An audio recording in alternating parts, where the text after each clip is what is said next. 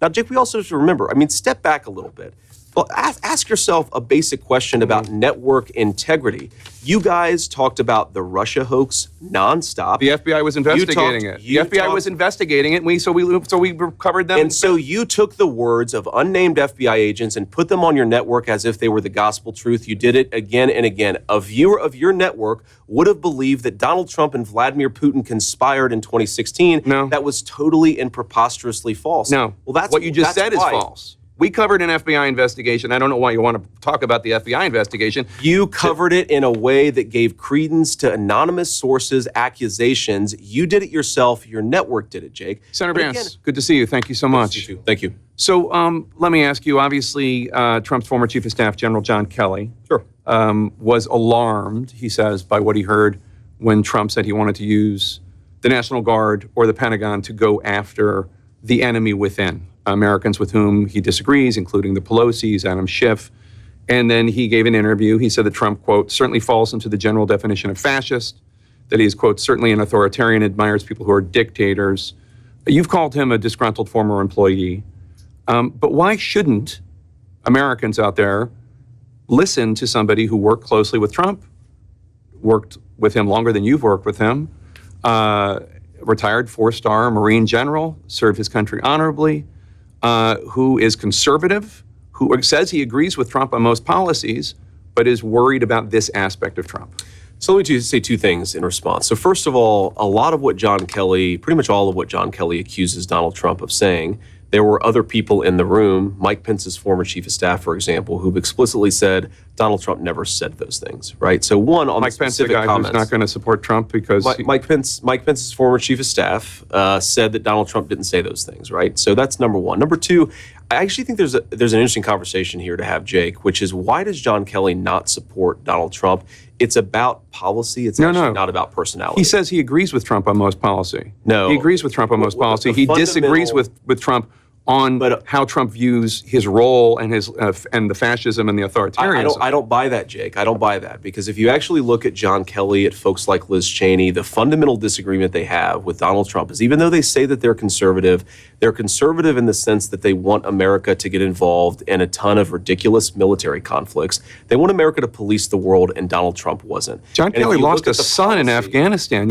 Why are you saying that he, I've never heard John Kelly say whether he supports of Iraq or Afghanistan. And I honor his son's sacrifice, and I honor his family's sacrifice. That doesn't mean he's not wrong about policy. What specifically are you talking about? What has he said that... Is your argument that a person who lost a son in Afghanistan can't be wrong about public policy? I'm asking you, why bring that up? Let's talk about public policy, because I've never criticized his service or his son's service. I brought it up because you're acting as if he is pro-war, and I've never heard him say whether or not he supported the war in Afghanistan or the war in Iraq. He was a general carrying out orders. Because I know John Kelly's worldview, and I know the people who have attacked Donald Trump the most vociferously on foreign policy. They'll say, well, he's a dictator, when what they really mean is they won't listen.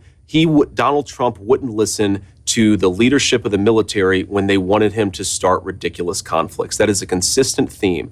And I think that there's a big thing going on in American politics. It's a very interesting theme in American foreign policy, where a lot of former members of the Pentagon bureaucracy, a lot of old neoconservatives, they have a fundamental difference with Donald Trump on the question of peace and war. I believe Donald Trump is the candidate of peace. I think the record supports that. But the reason these guys go after him so vociferously, I don't think that it's about his personality, Jake. I think that it's about they don't like that Donald Trump said no when a lot of them wanted to start a ridiculous war. It's all the same people who were wrong about Iraq. They were wrong about the quagmire in Afghanistan. They were wrong about Syria. They were wrong about everything. And now they're coming after Donald Trump because he actually has a realistic and cautious foreign policy. I'm talking about people who worked for Donald Trump in his first administration. That's what I'm talking about. I'm talking about not just John Kelly, but Mark Milley, who was the Trump-appointed chairman of the Joint Chiefs of Staff. Who disobeyed Trump's direct orders on true pre-deployments in Syria. And I'm talking about the guy that had your job.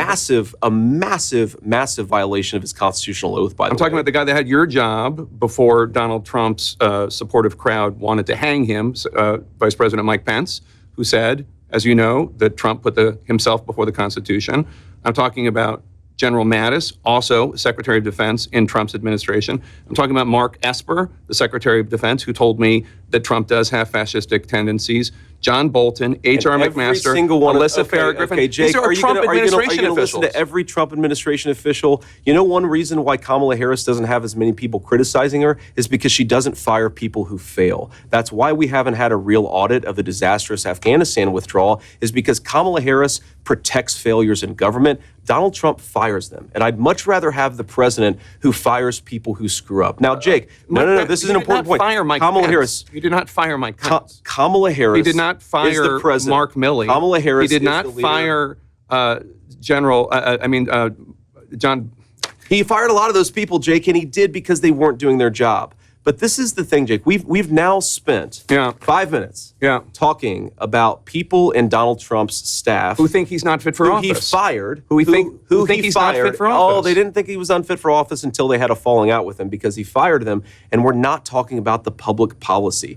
Well, we're actually talk about how Americans can't afford groceries. We're actually Can we talk about the fact that Americans can't afford the cost of housing? Can we talk about the fact that a lot of people out there in Erie, Pennsylvania, they're the ones who suffer and die when people like Mark Esper and Mark Milley don't obey the commander-in-chief's orders. We're talking about Donald Trump and what he says. Yes. And Donald Trump says... And you'd much rather talk about what Donald Trump allegedly said than what Donald Trump did in office. I'm talking about what he did in office, Jake, what he said publicly. 1.5% he wants to use inflation. The military to go after the enemy within, which is the American people. He did not say that, Jake. The enemy within? He said that he was going to send the military after the American people. Show me the quote where he said he was going to. He said the enemy within. He said far left lunatics. He's talking about people Pelosi's rioting and Schiff. He's talking about people rioting after the election. I think the Pelosi's were rioting after the election. He said Adam Schiff was rioting after the election. You're using two separate phrases. He said about using the military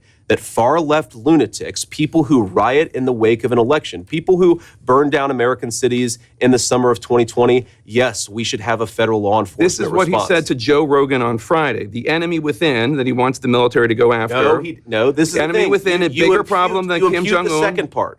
We have people that are really bad people that I really think want to make this country unsuccessful. That's who the enemy within. And did he say that he wants to use the military against those people? Here's the game. Use the military to go after the enemy within. Here's the game that you're playing. He said I'm not playing a game. No. Can I answer the question, please? He said that he wanted to use the military to go after far left lunatics who are rioting, and he also called them the enemy within. He separately, in a totally different context, in a totally different conversation, said that Nancy Pelosi and Adam Schiff were threats to this country. Were the enemy within. Were the enemy within. He said they were the enemy within. So every time he uses the exact same phrase, we assume that he uses I don't know. I don't throw around the term of enemy within to talk about using the military against going American people. And you're asking his vice president, but you won't let me answer the question. I'm telling you that Donald Trump has said, and I agree with him, that we should use the U.S. military to go after Americans. People who riot, who burn down our cities. And this was what John Kelly was. National Guard. This was what John Kelly was alarmed by: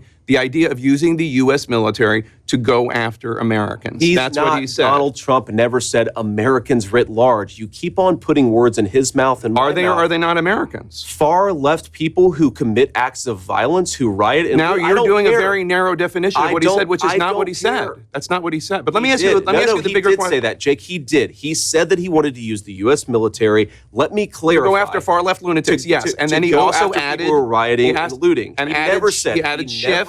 And then he added the Pelosi's.